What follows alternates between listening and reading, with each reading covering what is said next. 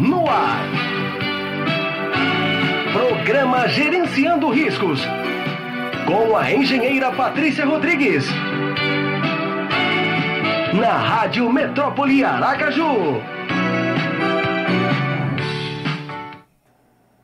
Olá, meus amigos e minhas amigas. Está no ar o programa Gerenciando Riscos, com a engenheira Patrícia Rodrigues.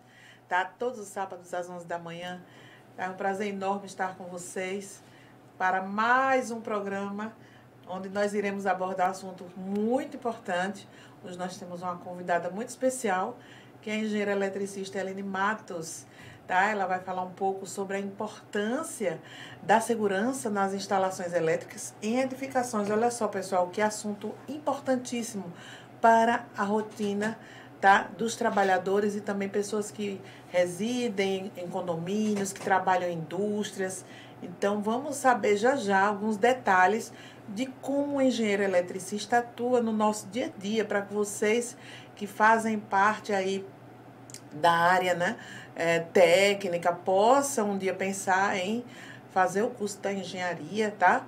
Da engenharia elétrica, uma das áreas mais importantes que nós temos aí a serviço da sociedade. Então, é muito importante que nós possamos saber algumas ações que a engenheira Eline Matos estará aqui abordando, tá? No nosso programa Gerenciando Riscos. Então, o nosso programa tem o patrocínio da empresa Ícone Consultoria. Isso mesmo, a Ícone Consultoria é uma opção consciente, tá? 3211-9569, o número da Ícone Consultoria, o comercial. E temos também o 999-49-7736, tá? Diretamente comigo, tá? Para que nós possamos conversar sobre o SST, como melhor gerenciarmos a SST, já que estamos aí, tá, com essas ações voltadas ao E-Social. Muito importante. Obrigada, pessoal, vocês que estão aqui acompanhando também o perfil Ícone Consultoria SST, tá? Estamos aqui no processo em andamento com várias ações que envolvem a gestão das empresas e temos, assim, um grande papel a realizar, tá? Com vários segmentos, principalmente o segmento condominial, como é importante.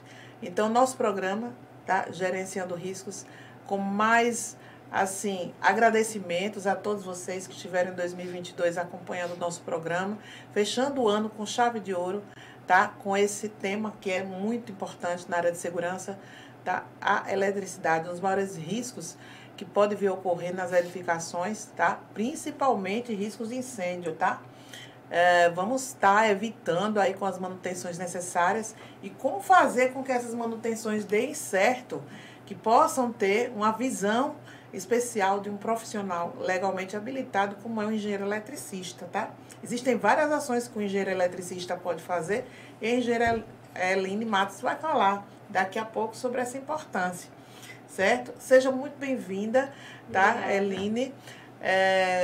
Né, nós nos conhecemos através do CREA, né? Você né, sempre muito bem-vinda. Obrigada. Tá? Em todos os locais por onde você circula com a sua, tá? Atividade da engenharia elétrica. Parabéns, tá? Pelo processo que você irá enfrentar daqui para frente como conselheira. Assim como eu sou conselheira, estarei partindo para o meu 3º ano de fechamento do ciclo, tá? Como conselheira da Câmara Especializada de Engenharia Química. Então, é um prazer enorme estar compartilhando com você, tá? Sobre as nossas ações de engenharia, a minha química e segurança do trabalho, a sua elétrica. Então, as nossas engenharias sempre têm algo a contribuir. E eu gostaria que você, tá, se apresentasse, falasse um pouco do seu histórico. Por que você escolheu essa área, que é uma das áreas mais até difíceis da engenharia? Por que você escolheu? O que foi que levou você a escolher a engenharia elétrica para atuar junto à sociedade? Tá? Eu não sei a título de treinamento, né? Porque a NR10, assim, é muito importante para que nós possamos viabilizar as ações nas empresas, a norma que é ligada às instalações elétricas, né? Então, né, fala um pouquinho, tá? Objetivamente, do seu histórico profissional, né? Por que você também escolheu essa área maravilhosa? Então, Patrícia, tá? Eu sou engenheira eletricista. No início eu queria ser médica, viu? Mas aí minha mãe me pegava mexendo, desmontando as luminárias, os rádios, tudo que tinha dentro de casa é aparelho eletrônico, né? Certo. E aí fiz a engenharia elétrica, me formei há mais ou menos 9 anos e depois fiz engenharia civil, né? E daí então ingressei no CREA como conselheira suplente. Então você do ARC. tem 2 engenharias. Sim. Civil, E ela foi a elétrica. primeira. Isso. Aí eu tenho a engenharia elétrica primeiro, Certo. fiz a civil e fiz segurança no trabalho. Maravilhoso. Aí agora passei no mestrado para ciência de engenharia dos materiais. Maravilhoso. Na UFES? Foi. Maravilhoso. Então, aí assim, eu fui, queria ser médica, né, como eu disse, e chegava em casa, era desmontando o rádio, era desmontando tudo. Findou que eu fiz 7 vestibulares e um dos que eu escolhi foi engenharia elétrica. Você é demais. Gente, olha só, que mulher hábil, tá? Nós precisamos de mais mulheres assim como a Eline. Então, está de parabéns, porque através dessas habilidades nós temos assim um papel muito importante para que nós possamos atuar, tá? Com muita competência, com muita responsabilidade junto às pessoas, porque nós precisamos instruir, tá? Em cima do nosso conhecimento, o que é que nós poderemos perceber de anormal e tentar melhorar, não é, Aline? Não é, né, Aline? Desculpa, é Aline. Tentar melhorar o que nós temos, assim, a agregar para os empreendimentos, né? Então, Isso. diante desses fatos todos, que tipo de empreendimento, certo? Você considera mais possível, certo? O engenheiro eletricista está atuando, o engenheiro civil, a obra, né? Em que fase especial de uma obra deve existir, assim, um maior engajamento da sua área? Então, a obra em si, todas elas são importantes.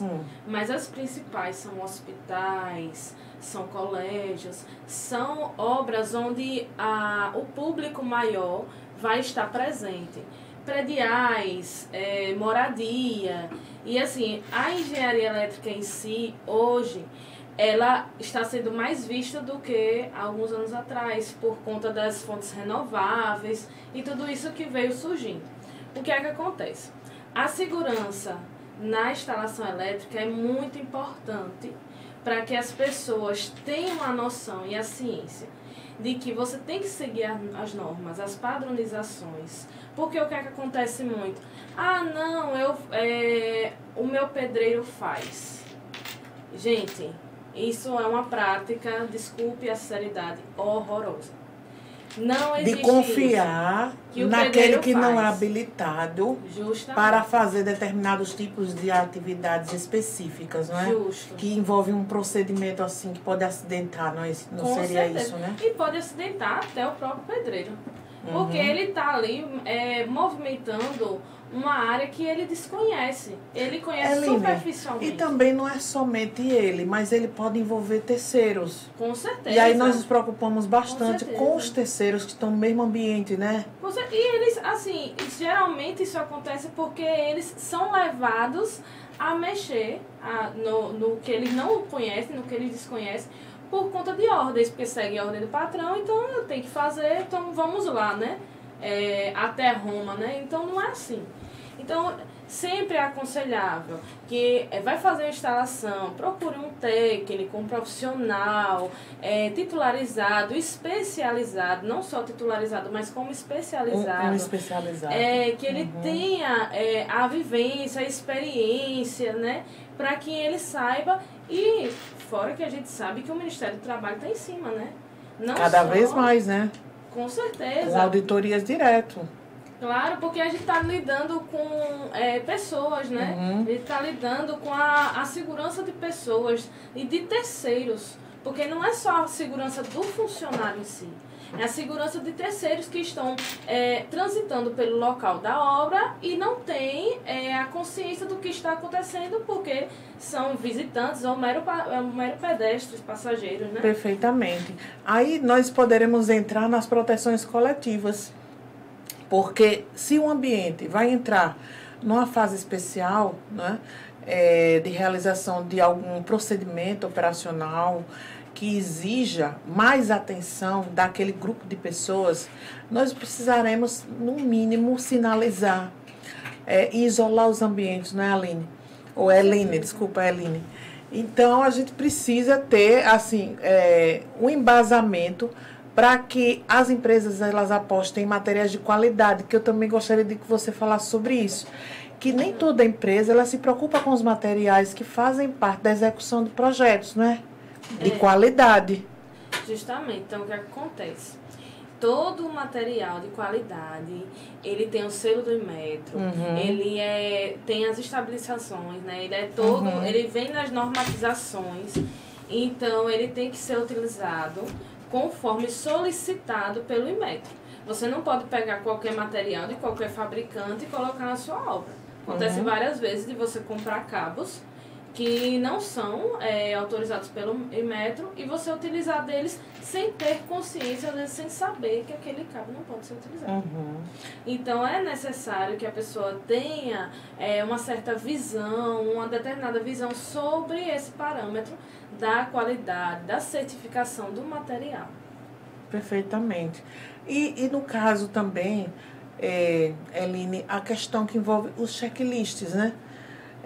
Que se fazem necessários para que aquela empresa ela cumpra aquela recomendação que existe, tá? Que fazem com que nós possamos ter a certeza de que aquela prestação de serviço terá uma garantia de qualidade, né? Sim. Porque o checklist é o mínimo que uma empresa poderá adotar através de suas equipes, suas lideranças, né? Então, no caso do profissional que estará sob supervisão do engenheiro eletricista, nós temos os eletricistas, certo? Auxiliares, né? Sim, a gente quais são as outras categorias que estão diretamente ligadas ao engenheiro eletricista, para que as pessoas que estão nos acompanhando possam saber? De obras, né? Porque nessas fases que envolvem as reformas, a gente se preocupa bastante, por exemplo, né? A gente tem uma determinada hierarquia, assim, que é o engenheiro eletricista, o técnico em eletrotécnica, o eletricista propriamente, o meio oficial de eletricista, que é aquele que está aprendendo a ser eletricista, e o assistente de eletricista. Olha só, pessoal, muitas pessoas desconhecem que existe um meio oficial, né? Existe. Existe que justamente... Exato, aquele que é tipo um estagiário, né? O meio oficial é aquele que está aprendendo a profissão. Está em fase de aprendizado. Isso, está aprendendo a profissão para ser um eletricista. E aí, às vezes, ele está fazendo o curso, mas ainda não tem o curso concluído, então na obra ele é classificado, na carteira, então tem todo esse procedimento, que é legalizado, com certeza. Perfeitamente. E como é que você vê as relações de instituições, não somente do CREA, mas as relações de outras instituições, além do CREA, preocupada com a segurança elétrica, além do CREA? Como é que você vê as outras instituições, além do Ministério do Trabalho, claro, CREA, outras que você pode elencar aqui, que talvez possam se engajar melhor Então, né? no nosso ofício, né? Que nós nos preocupamos tanto para que exista a prevenção de acidentes? Então, todos os órgãos regulamentadores que são propriamente ditos a fiscalizarem esse tipo de serviço, eles têm que estar em conjunto com o CREA, com o Ministério do Trabalho, todos têm que trabalhar em união. Porque o que acontece? Dificilmente acontece a fiscalização na parte elétrica. Então, quando isso vai ocorrer, já houve um incêndio, já houve uma morte, já houve um acidente. Quem seriam, no caso, aqueles mais próximos para fiscalizar a elétrica? Seria, por exemplo, alguém, um oficial do Corpo de Bombeiros, você acha que é possível? Pode ser, sim, um oficial do Corpo de Bombeiros, para fazer esse tipo Público. De fiscalização mais detalhada? Existe como? O Ministério Público. Ministério Público também? O Ministério Público pode, porque ele tem a sua área de propriamente de fiscalização para engenharia, pode ser o Corpo de Bombeiros, com certeza o Corpo de Bombeiros tem que estar sempre fiscalizando e sempre exigindo toda a documentação e todo o projeto feito e elaborado com um determinado profissional responsável pela sua área. Eline, me diga uma coisa, com relação às manutenções preventivas, qual frequência ideal para que as instalações elétricas elas possam ter a garantia de que aquelas instalações realmente continuam aptas a continuarem funcionando? Qual frequência de manutenções que assim, uma edificação pode viabilizar para dar garantia de que aquelas fiações, aquele conjunto de aterramentos estão realmente aptos ainda a permanecerem como estão, algum tipo de melhoria que talvez possa ser realizada? Como detectar isso? Essa possibilidade de mudanças? Então, geralmente a gente, quando entrega uma obra, a gente entrega a especificação e nela a gente vem dizendo quais são o tempo de garantia e de manutenção de cada peça. Por exemplo, quadro elétrico, manutenção de 6 em 6 meses é o ideal. Certo. A SPDA, você tem que fazer um relatório anual de verificação, também é o SPDA ideal. é anual. SPDA Então, anual. pessoal, o SPDA é o famoso para-raio, não é isso? Isso, é o sistema de É o sistema de para-raios, né? É o sistema de descarga atmosférica. Uhum. E esse sistema de descarga atmosférica, ele tem um prazo de 1 ano para ser validado e revisado, né? Claro que é o ideal, não é o real, não é o que acontece. Quem é que elabora esse laudo? É só o engenheiro eletricista? Só o engenheiro eletricista. O laudo SPDA? Somente o engenheiro eletricista.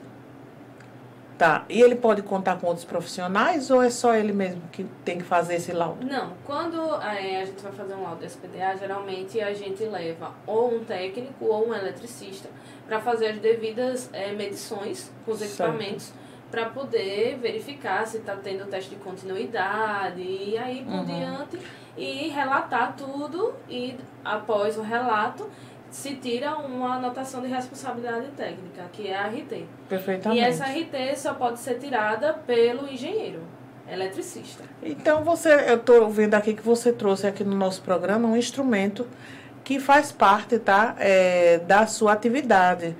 Você poderia falar um pouquinho sobre esse instrumento, Eline? Então, eu vou colocar aqui para o pessoal levantar aqui mais um pouco. Eu trouxe o multímetro. O pessoal ver, né? Isso é um multímetro, né? Isso, é um multímetro. Eu trouxe, ele é um equipamento mais básico utilizado.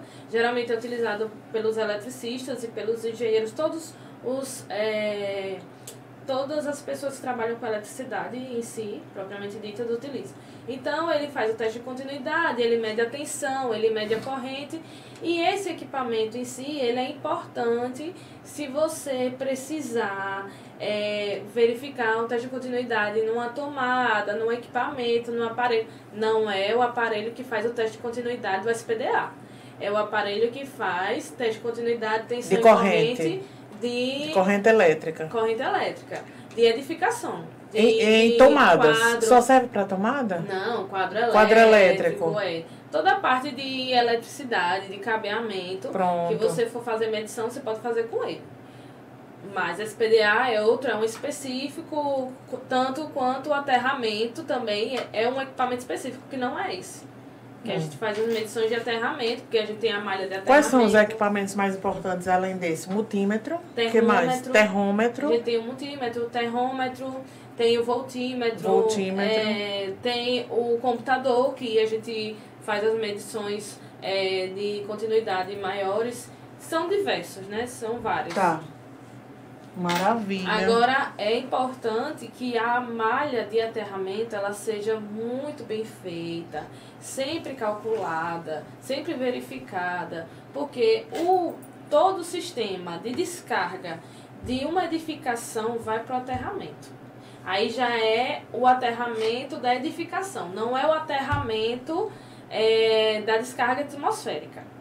Fora isso, a gente tem que sempre estar atento em ter o DPS, que é um sistema de proteção de surtos de corrente, que a gente não... O que significa DPS? Dispositivo de proteção contra surtos. Ah, tá. E o que é um surto? Um surto é uma descarga, por exemplo, você tem uma edificação e essa edificação recebe uma descarga de energia a mais e algum dos Então seria um excesso de energia Isso, ele dispara, transitando Isso. No cabeamento, é isso? Isso, aí ele corta a energia. Ele é um dispositivo de proteção. De bloqueio, então. De bloqueio. Perfeitamente. E tem também o sistema DR, que é o dispositivo residual diferencial. Perfeito. Que ele é para áreas molhadas, que você também é difícil de ver nas edificações, mas é muito necessário você ter um quadro elétrico, você colocar um DR para que você tenha esse DR propriamente dito para as áreas onde você laváveis, banheiros, cozinhas, varanda, né? É um dispositivo muito importante, porque às vezes você está tomando banho no chuveiro, você não tem um DR e o chuveiro ele é elétrico. O que acontece? Você sofre uma descarga porque tem algum defeito no equipamento, uma série de fatores. E aí o DR faz o que? Ele corta a energia. Então ele evita que você leve o choque. Você tá... No caso de uma cozinha, né? Como estamos tratando de instalações, a geladeira, ela é perigosa, né? Para poder eletrocutar alguém, né? Porque muitas pessoas gostam de, por exemplo, estender pano de prato por trás da geladeira para secar. Não Tem pode. gente que faz isso. Coloca Coloca coisas para secar por trás de uma geladeira. É porque aquela grade da geladeira atrás, ela é dissipadora de calor, né? Então, geralmente, como ela esquenta, o pessoal entende que se ela aquecer, vou botar o pano de prato, porque ela vai aquecer e vai secar. Ela não é um secador, gente. E muitas pessoas colocam até tênis para secar. Pelo amor de Deus, gente, ela não é um secador, sapatos para nem de secar, roupa, nem de pano de prato. É um dissipador de calor. E é um perigo, e é um né? equipamento necessário que a geladeira tem que ter, né? Então, nada de colocar coisas para secar para a geladeira. Como o nosso programa ele se trata de falar de riscos, né? É importante também para que exista a manutenção do eletrodoméstico dessa natureza, desligar, não é? Tirar da tomada para poder, porque pode acontecer acidente doméstico, por exemplo, com as diaristas descalças. Não é isso? Então, justamente. As pessoas descalças para fazer manutenção. Porque o DR na áreas molhadas. Vamos lá. Você tem a sua secretária, né? Fazendo a limpeza da sua residência e tal. Ela tá lavando o banheiro. De repente, aquela água pegou na tomada de alguma forma. Ela vai levar um choque. Tendo o dispositivo residual diferencial, que é o DR, a energia é automaticamente cortada. Aonde ele deve ser instalado? No disjuntor? No disjuntor, do lado do disjuntor. Do lado do disjuntor. Ele é... Olha aí, pessoal, que informação importantíssima que a engenheira Eline está informando, tá? Da instalação do DR no quadro da distribuição da empresa, da sua residência, do condomínio, não é isso? Justamente. Aí o que acontece? Às vezes a pessoa não entende a importância desses fatores, desses itens, e não instala. E acha, não vai acontecer. O não vai acontecer que acaba acontecendo, né? Então, a importância dos dispositivos residuais, dos dispositivos de proteção, são essas. Que a gente sempre tem que ter consciência, né? E ter em casa. Perfeitamente. O SPDA é mais, a gente utiliza mais predial, porque a gente tem até 4 pavimentos, não é obrigatório. Eu não estou me recordando ainda se ainda é 4 pavimentos ou se o Corpo de Bombeiros reduziu. Mas era até 4 pavimentos. A obrigatoriedade da instalação. Isso, do SPDA, porque não sofria riscos de descargas atmosféricas, né? Aqui em Aracaju, como a gente tem vários prédios, então dificilmente você vai ter o risco de descarga atmosférica numa casa normal de 2 pavimentos. Então tem alguns itenzinhos que eles estipulam, claro, isso foi estudado, foram feitos estudos para chegar nessa resposta que eles nos dão, né? Nessas aberturas, vamos dizer assim, né? Perfeitamente. Então, pessoal, vocês estão acompanhando, olha só, quantas informações super importantes que fazem parte da segurança elétrica em uma edificação, em uma obra, uma reforma, né? Isso. Como é importante nós estarmos, assim, falando sobre a segurança. Sem a segurança, nós ficamos na condição de que as famílias dos trabalhadores poderão sofrer com acidente de trabalho, né? Então, nós precisamos trazer cada vez mais a informação. O que é importante para que as pessoas estejam cada vez mais protegidas? Tá? Os aterramentos, as proteções individuais. Por exemplo, Eline, uma proteção individual tipo bota. Às vezes, eu escuto relatos através de treinamentos que eu ministro, né, da NR10 e outros treinamentos de segurança em altura, de pessoas que não fazem a reposição dos EPIs quando eles estão desgastados. Tipo, bota furada. Pode acontecer uma passagem de corrente por um EPI desgastado ou furado, rasgado. Sim. Então, o trabalhador, ele precisa estar consciente, sabe, de que ele mesmo percebe esse desgaste e ele tem o direito de fazer a troca do equipamento de proteção individual dele. A empresa, ela tem o dever, a obrigação, né? O dever, a obrigação legal de fazer essa substituição e não deixar não sei quanto tempo lá, tá? Independente da validade, se desgastar, tem que fazer a substituição, não adianta. Porque tem empresa que quer economizar muito. Né? Porque tem empresa que quer economizar muito e deixa o pessoal com EPI velho, mas não adianta. Por isso que quando o Ministério do Trabalho chega, a empresa é multada. Pois é, então tem que ter a penalidade, né, nesse sentido, porque a empresa, ela é totalmente responsável pela vida, em primeiro lugar, né, das pessoas que estão ali transitando naquele ambiente. Né? Então, nós nos preocupamos também, sabe, com essa questão do desgaste, luvas e botas, hein, Eline? Assim, o que acontece muito é que as empresas não se preocupam tanto com os EPIs, né, como deveriam. Claro que não são todas as empresas, né? São algumas, né? A gente pode generalizar tanto assim, isso, né? Não são todas. Mas algumas realmente precisam ter um cuidado maior, né? Por exemplo, bota com a parte de aço na área frontal. Para eletricista não pode. A bota com biqueira de aço, né? Não pode.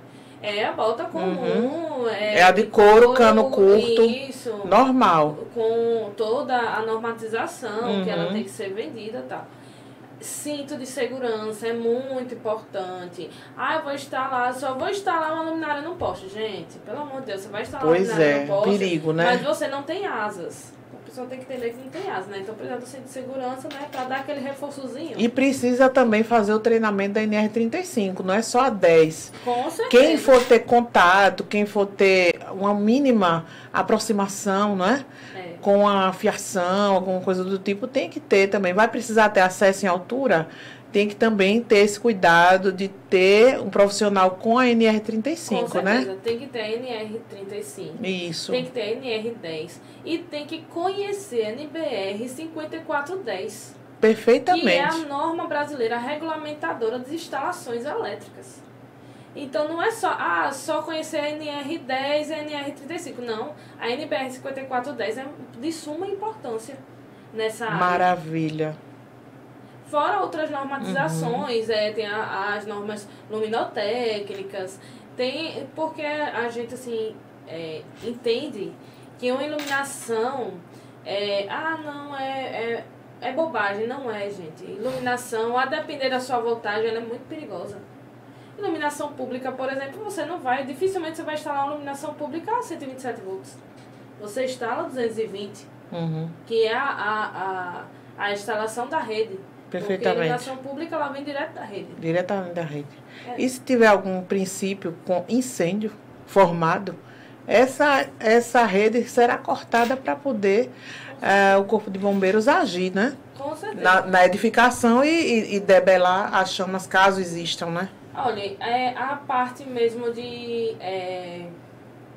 Me falhou a memória dos transformadores. Sim. Você já viu o transformador estourando da rua? Várias pessoas ficam preocupadíssimas com isso, né? Elas passam por baixo, às vezes pode acontecer do transformador daquele, que não tem a sua devida manutenção, despencar, matar alguém que está transitando pedestre comum, né? E assim, na área de expansão, se você já observou, a gente sofre muito com a maresia, né?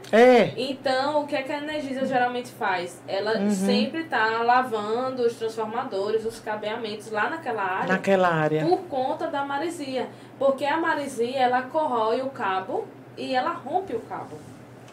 Então, nessa corrosão que rompe o cabo, sempre tem um pedestre... Qual é a frequência de fazer esse tipo de trabalho, Eline? nas imediações assim, do mar? Então, geralmente a gente recomenda que elas sejam lavadas de 6 em 6 meses. As estruturas de cabeamento, né? Mas aí, claro que a concessionária fornecedora, né, ela tem o seu calendário e sua demanda para lavar e fazer toda a manutenção. Ela tem o seu calendário. Não sei qual é, não tenho conhecimento, mas com certeza ela tem. Eu sempre passo, sempre vejo ela lavando. Sim, e muitas pessoas passam e não entendem o motivo daquele tipo de intervenção, né? Na Barra dos Coqueiros também a gente tem muito esse problema com maresia, porque é a área marítima, né? Perto de rios, tudo, perto do mar. Então, sempre tem essa necessidade de manutenção. Então, quando eu trabalhei na Barra, em obra lá, né, sempre tinha esse problema com maresia. Fotocélula queimava, a luminária já era. Aí vieram as LEDs para ajudar a gente. Só que com maresia ninguém pode, né? Nem o LED pode. É verdade, é verdade. Então sempre tem que ter a manutenção, independente do equipamento em si. Ele ser resistente, ele pode ser IP67, ele pode ser o IP que for que resista à maresia, porém tem que ter a manutenção. Porque a natureza, né? A natureza a gente não comanda, que comanda Deus, né? Eline, alguns acidentes gravíssimos aconteceram, tá? Nos últimos anos. Por exemplo, pessoas que pisaram descalças em cabos morreram. E também que foram tocar em cabos que estavam em cima do veículo e foram pegar com as próprias mãos para afastar o cabo do veículo e acabaram falecendo, né? Então, como é que você vê essa questão das pessoas leigas, das pessoas que ficam embaixo de uma árvore, tá? Na hora que começa uma trovoada, começa uma chuva, né? O que é que você pensa sobre isso, né? Das pessoas que não fazem ideia do que pode acontecer de uma descarga elétrica vir à tona e matar na hora uma pessoa, tá? Assim, despreparada, né? Você não sente, não, falta, assim, de mais palestras educativas com relação a esse assunto? De acidentes elétricos que as pessoas entendam que pode fechar um curto, coisa do tipo? Então, Patrícia, uma atenção de passo, alguma coisa do tipo? Sim, eu sinto falta, assim, de cursos e palestras e formações mais vistas, né, para a população. Eventos que mostrem à população, que ensinem à população o que elas podem fazer e não podem fazer. Porque, gente, madeira não é condutora de energia, porém ela é propícia a fogo. Então, se um raio, se tem uma descarga atmosférica, um raio, ele vai partir a madeira, não é só o raio que vai te atingir. Pode um pedaço de madeira que foi partido pelo raio atingir a pessoa, como também um cabo que partiu. Aquele cabo, quando ele parte, mesmo sendo cortada a energização, ele ainda continua energizado pela descarga. Né? Então, ele está em cima de um veículo. O veículo é metal é condutor. Se você vê um cabo, pode ser até de telefone. Não vai identificar cabo, porque a pessoa não conhece o que é cabo e o que não é. Muitas pessoas não conhecem. A gente que trabalha na área conhece, sabe diferenciar um cabo elétrico de um cabo de telefone, de um cabo de alta e tudo. Mas quem não é da área, geralmente desconhece a diferenciação entre os cabos. Então, gente, se tem um cabo em cima do veículo, pelo amor de Deus, não tire. Deixe lá, ligue para a Energisa, ligue para o Corpo de Bombeiros. Um cabo caído, né? Em qualquer canto, né? Pode ser principalmente num carro, né? Porque, Eline, pode ser um cabo de telefone e não está conduzindo energia. Pode ser um cabo de telefone e não está conduzindo energia, mas daqui que você identifique que é um cabo de telefone que está conduzindo energia, se for um cabo de alta ou de baixa tensão, você já levou choque. É verdade. Olha só, gente, quantas informações importantes, tá? Nós estamos tratando aqui no nosso programa Gerenciando Riscos, tá? Um grande abraço a todos vocês aqui que estão acompanhando nosso programa aqui no perfil Ícone Consultoria SST. Então, nosso programa, ele é muito especial justamente para colocar para vocês por que a segurança é tão importante na vida da sociedade. Não é só a segurança elétrica, a segurança na química, na mecânica, todas as engenharias, elas têm uma contribuição. E elas geralmente, né, elas são integradas, então não tem como separar as engenharias. Sim. Não é? Sim. Quando eu fiz engenharia civil, muita gente perguntou, porque você já se formou em engenharia elétrica? Eu disse, gente, a gente tem que entender que a engenharia elétrica, a engenharia civil, a engenharia de segurança do trabalho, elas andam em conjunto. Porque eu vou construir um prédio, eu não vou ter que ter instalação elétrica. Então, o engenheiro civil vai precisar do engenheiro eletricista, como o engenheiro eletricista vai precisar do engenheiro civil. Então, são profissões que se completam, que andam juntas. Aí, às vezes, tem aquela vamos chamar assim, rixazinha, né? Porque ele é engenheiro eletricista, porque eu sou... Gente, somos todos iguais. Todos iguais. E nós poderemos fazer completas integrações, interações entre áreas. Com certeza. Nós vislumbramos isso. Material, segurança. Agora, o que me deixa mais encantada é que a segurança do trabalho entre todas. Tá? Por isso que essa foi a minha especialização do coração, porque eu tenho 3 especializações. Além da segurança do trabalho, é petróleo e gás e SGI. Mas o SGI é um complemento, até para todas, também que fazem parte da nossa rotina, enquanto profissionais que somos consultores. Então, quando nós temos essa integração, quando nós percebemos os processos, quando mapeamos processos, automaticamente nós já identificamos quais oportunidades de procedimentos nós poderemos adotar naquele empreendimento. É isso que encanta a engenharia, porque temos várias oportunidades não somente de implantação de um procedimento, mas a execução e o acompanhamento, né? Então, justamente pela importância da engenharia de segurança do trabalho, é que nós temos o engenheiro eletricista, o engenheiro civil e o engenheiro de segurança do trabalho em uma obra. Porque o engenheiro de segurança do trabalho é quem vai coordenar, é quem vai olhar aquelas pessoas, quem vai olhar gerenciamento de risco, vai olhar toda essa parte de proteção com os funcionários, com as pessoas em geral. Então, a engenharia de segurança do trabalho é de extrema necessidade. Não só em uma obra, como em departamentos públicos. Sinto a necessidade de palestras e conduções da engenharia de segurança do trabalho em escolas, de ensino médio, ensino fundamental, para que também as crianças já venham vivenciando cada vez mais a segurança em suas vidas, porque a criança, quando ela aprende, ela leva para dentro de casa. Então, se seu pai não sabe, mas seu filho vai chegar contando, então vai despertar a curiosidade do seu pai entender o que seu filho está falando. Perfeitamente, até porque nas questões emergenciais nós temos os primeiros socorros para também agir nessas condições, né? Nessa consciência maior, né? Do público infantil. Questão de tomada, de aparelhos eletroeletrônicos, tudo que pode trazer um choque elétrico, chuveiro dentro de casa. Justo. Não é isso? Porque também... Palestras educativas, vamos investir nisso. Temos crianças... Né? Investir mais nisso. Temos crianças que mexem, curiosas, né? Mexem na tomada. Muito. A mãe, às vezes, cega, né?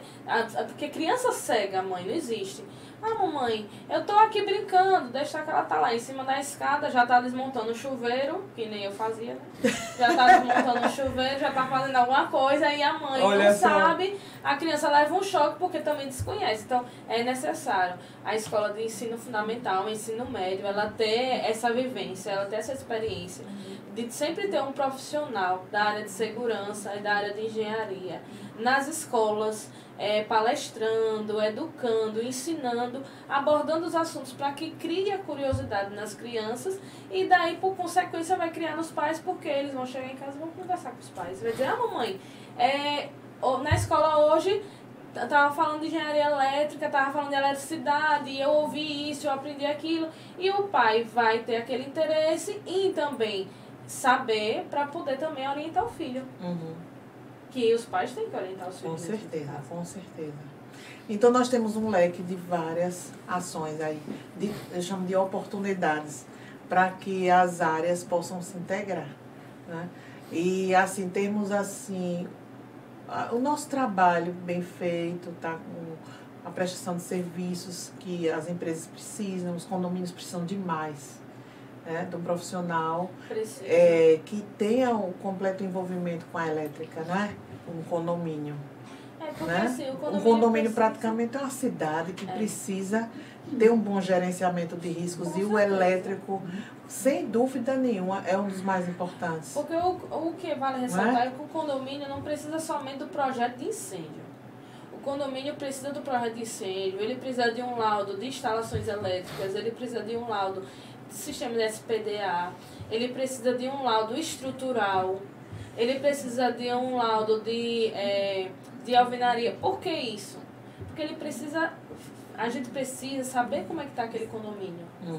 Esse laudo de alvenaria que você fala, esse laudo de alvenaria, ele é feito no princípio do princípio da construção do condomínio, né? Ele tanto é feito na construção, reforma, né? Na forma construtiva, como é feito na reforma com a BITS, né? Como também pode ser feita depois de vários anos daquela edificação ter sido construída. Temos prédios em Aracaju de 60, 70 anos, né? Então, temos prédios antigos que necessitam dessa patologia, que necessita dessa averiguação na sua estrutura, para saber se o aço ainda continua bom o suficiente, viável, né? Para estar ali, né? Se a parte da alvenaria, se ela continua em bom estado. O que acontece? Uma marquise caiu. Por que a marquise caiu? Porque não foi feito um estudo, não foi feito uma análise para ver se aquela marquise estava em condições de continuar da forma que estava. Então ela veio a cair. Porque é a lei da natureza, né? Tudo que sobe desce. Infelizmente, em muitos lugares nós percebemos, mas ninguém faz nada para a manutenção acontecer. E pessoas ficam transitando. Porque o problema é demandar, não é nem tempo. É a demanda do dinheiro. Então, quando a gente fala em gastos, quando a gente fala em dinheiro, então a maioria das pessoas recuam. Porque, não quer gastar, porque é caro. Gente, não é caro, é necessário. O que pra gente hoje é caro, vai ser necessário amanhã. Pro futuro. E vai custar mais caro. Porque você fazer uma manutenção preventiva, sai muito mais em conta financeiramente, do que você deixar a estrutura cair, você deixar o prédio pegar fogo, que vai gastar mais. E vai ter um prejuízo, fora as vidas, né? Justamente. De pessoas que vão estar ali envolvidas de maneira inocente, né? E as vidas, não só a vida em si, mas o processo que você responde, né? Pois é. Porque a vida foi ceifada, foi perdida. É uma tristeza imensa para a família e para quem perdeu seu ente querido. E o processo que você vai responder durante anos, criminal, sobre aquela vida. O que é muito importante a pessoa observar, gente. A anotação de responsabilidade técnica só deve ser feita se você realmente participou, executou, elaborou o projeto ou execução de obra. Não é para ser feita fulano elaborou o projeto, eu tirei a anotação de responsabilidade técnica, não. Tem que ter também a fase da execução. Eu construí, isso. Mas quem tava lá observando, quem estava fiscalizando era outra pessoa, era outro terceiro, não era você. E você fez uma anotação de responsabilidade técnica de execução. O que é que acontece? Vamos supor que você construiu um prédio de 3, 4 andares, tem moradores já, e outra pessoa se responsabilizou pela construção do prédio que foi você que fez. O prédio vem a cair, mata aquela família. Quem você acha que vai responder o processo? Quem tirou a anotação de responsabilidade técnica. Não foi somente o construtor. O processo maior é para quem tirou a RT em seu nome. Porque você se responsabilizou pelaquela execução. E também a ausência de dar uma baixa, por exemplo, na RT, já que ele não é mais responsável, porque pode acontecer isso. Sim, da tem pessoa que ter a baixa na não ser, né, mais a responsável e passar a ter uma outra pessoa assumindo aquela obra e ele ter que dar essa baixa. Porque porque senão ele vai continuar respondendo, né, pelo acidente. A RT, na verdade, o que acontece? A gente tem um limite, né? A gente tem uma data de início e uma data de fim, né? Isso. De execução de projeto, de elaboração e de execução de obra. Então, como a gente tem a data inicial e a data final, a gente tem que cumprir aquela data e após aquela data a gente dá baixa nela, ou seja, avisando, né? Dizendo o CREA e a regulamentação, olha, eu finalizei o meu trabalho até aqui. Então, daí por diante, eu já não tenho a responsabilidade do que possa ser executado. Daquele período para frente. Isso. É isso aí. Gente, olha, nosso programa está maravilhoso. Eline, muito obrigada, tá, por você estar aqui, né, no programa Gerenciando Riscos, para a gente fechar esse ano com chave de ouro, olha só. Né, muitas pessoas aqui acompanhando, tá, o nosso programa, assim, que tem uma grande audiência no horário, tá, assuntos de segurança do trabalho. Quero, assim, mandar um grande abraço a todos os profissionais de segurança que estiveram aqui no nosso programa durante 2022, tá, convidadíssimos para retornarem. Obrigada. Né, você também, tá, retornar quando puder, será muito bem-vindo ao nosso programa, tá?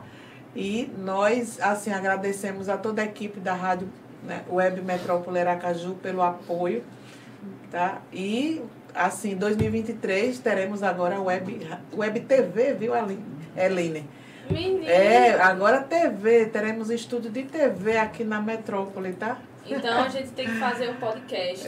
Podcasts e tudo Tem mais. podcast, Teremos trazer inovações com as profissionais que fazem parte do nosso conselho. Teremos muitas coisas importantes na questão do CREA Mulher. Agora eu sou conselheira titular, né? É excelente. Sabendo, né? Pois é. Então teremos muitos programas pela frente. E temos muito o que fazer agora, né? Trabalhos educativos, exatamente. São muitos processos a serem respondidos, né, e analisados lá no CREA, juntamente com toda a equipe da Câmara Elétrica, né? Porque eu sou a conselheira da parte da Câmara Elétrica. E assim, são muitos processos até para generalizar empresas que vêm trabalhando sem as devidas certificações, sem as devidas legalizações, que vem fazendo instalações sem os responsáveis que são necessários para aquela os legalmente habilitados. Com certeza, os legalmente habilitados que muitas empresas estão fazendo instalação elétrica, instalação de energias renováveis, instalação de SPDA, a instalação de placa solar, que a pessoa, é um sistemazinho. Não, gente, não é um sistemazinho. Fala um pouquinho desse detalhe, né, desse tipo de serviço, assim, bem objetivo para a gente fechar. Dessa questão, dessas inovações, né, das energias renováveis, os profissionais envolvidos, né? Como é que você tem visto, assim, essa nova área? Tá? Então, eu sou envolvida porque eu fiz... das instalações... Eu fiz o curso, né, de energia fotovoltaica. De fotovoltaica, né? Isso. Isso. Todo ano, geralmente, eu vou a São Paulo para a Intersolar Sul de América, que é a maior feira de placa solar. Maravilha. E é muito bom porque a gente verifica... Tem crescido bastante, né, aqui em Aracaju? Não, e a gente verifica as empresas. E olha todas as inovações de tudo que vem surgindo, né, de novo, na energia fotovoltaica.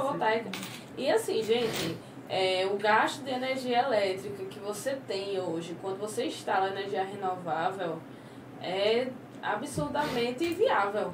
Você tem uma indústria, você paga 20 mil por mês de energia elétrica, você instala um sistema desse. Um sistema desse, você, em 5 anos, você paga o sistema. O financiamento do sistema em 5 anos você paga. É bom demais. Agora, claro, tem que ser instalado por uma equipe, por uma empresa responsável, legalmente, porque tanto quanto a gente tem as descargas na parte elétrica de quadros, a gente tem também nas placas. Então, não é um sistemazinho. Você está trabalhando com placas, tem energia, muita energia envolvida, com string né? box, você está trabalhando com quadro. Então, você está conectando aquela energia numa rede. Então, se você está conectando aquela energia numa rede, você está recebendo a energia do sol, que é transformada. E a gente está recebendo energia do sol, não. Então, a gente está recebendo a fonte, né, solar, que são os raios, e ali é transformado em converte energia. em energia. Isso, é transformado em energia. Então, aquilo que você transforma, modifica.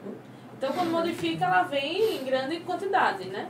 A depender dos seus raios, a depender da sua radiação solar, ela vem em grande quantidade. Aí você vai pagar e vai instalar de qualquer jeito, qualquer pessoa, não. Tem que ter todo um equipamento qualificado, tem que ter equipamento, tem que ter uma pessoa qualificada, tem que ser uma pessoa que entende e saiba instalar, até para não instalar o sistema errado e acontecer de danificar todo o sistema e dar um prejuízo, tanto para o cliente como para a empresa. Então, assim, sempre ter essa atenção, porque o que a gente está vendo muito, eu sou vendedora, eu tenho uma loja de roupa e eu decidi montar uma empresa de placa solar e eu vou instalar placa solar. Não existe, não pode. Mas isso está ocorrendo muito. De pessoas que não são habilitadas na área, né? Com certeza. Incrível isso. E o que é que a gente está tentando fazer? Que as pessoas tenham consciência que não pode. Então, a gente tem muito processo relativo a isso. Lá no conselho, né? Com certeza, diversos. Meu Deus, imagino. Bom, gente, olha só, nós agradecemos demais, tá? Jota, obrigada, né? A toda a equipe, tá? Fernanda, Raildo, todos os apresentadores, tá? Que fazem parte aqui da Rádio Metrópole Aracaju. 2022 foi um ano excepcional. Para que nós possamos, assim, continuar, tá? Nessa jornada e evoluindo cada vez mais com os nossos assuntos preventivos, os nossos assuntos educativos que fazem parte da nossa rotina, do nosso dia a dia. É isso que faz com que nós tenhamos, assim, um engajamento maior, tá? Para 2023, tá? Com o nosso programa Gerenciando Riscos. Fica por aqui. Um grande abraço, gente. Feliz Ano Novo para todos vocês. Tá? Obrigada, Eline. Obrigada, tá? Patrícia. Por ter participado. Feliz Ano Novo a todos vocês, tá? E um grande abraço da engenheira Patrícia Rodrigues. Até breve, gente. Obrigada, Jota. Pode encerrar aí. Acabamos de apresentar Programa Gerenciando Riscos, com a engenheira Patrícia Rodrigues.